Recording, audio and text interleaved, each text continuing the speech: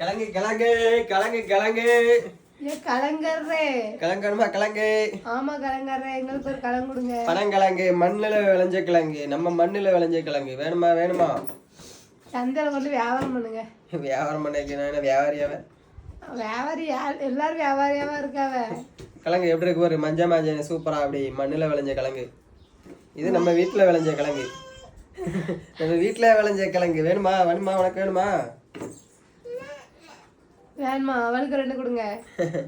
2 கிழங்கு 10 ரூபா. இந்தா உனக்குனா 2 கிழங்கு 3 ரூபா.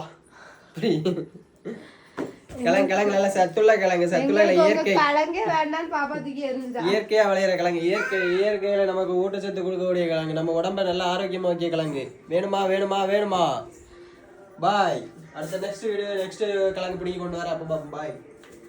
கிழங்கு கிழங்கு கிழங்கு கிழங்கு